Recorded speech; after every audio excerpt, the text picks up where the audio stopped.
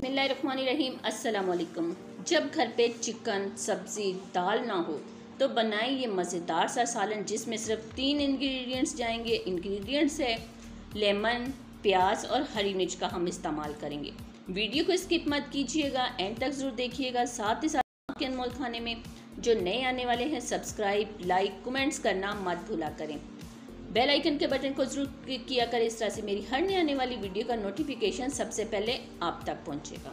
बिस्मिल्लाहिर्रहमानिर्रहीम। एक प्यारी सी कढ़ाई ले ली, उसके अंदर 1 टेबल स्पून कुकिंग ऑयल, 3 अदद लेमन, 5 से 6 अदद हरी मिर्च का इस्तेमाल किया है। एक दरमियाने साइज़ का प्याज ले लिया, उसकी जूलियन शेप में हमने कटिंग की है।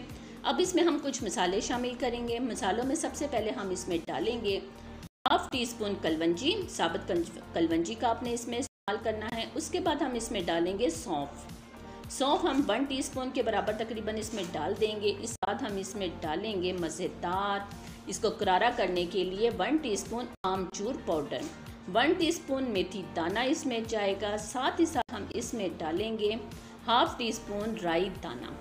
अचारी सालन भी आप कह सकते हैं, अचार जैसा जायका भी इसमें आएगा। 1 टीस्पून से थोड़ी सी ज़्यादा हम अपने टेस्ट के हिसाब से कुटी हुई लाल मिर्च का इजाफा करेंगे और नमक इसमें हस्बे ज़रूर जाएगा।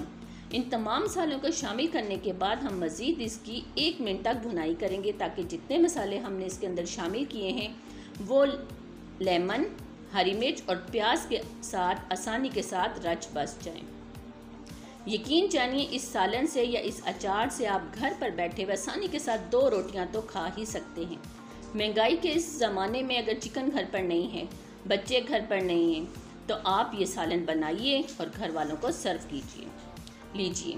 3 मिनट में तैयार होने वाला ये मज़ेदार सालन हमारा रेडी हो चुका है। सर्व हमने कर दिया है। मसाले आप देख सकते हैं कि हरी मिर्च के ऊपर भी कैसे लगे हुए हैं, लेमन के अंदर भी लग चुके हैं, हरी मिर्च के अंदर भी लग चुके हैं। आप चाहें तो घर पे अगर राइस बने हुए तो राइस के साथ भी इसे सर्व कर सकते हैं।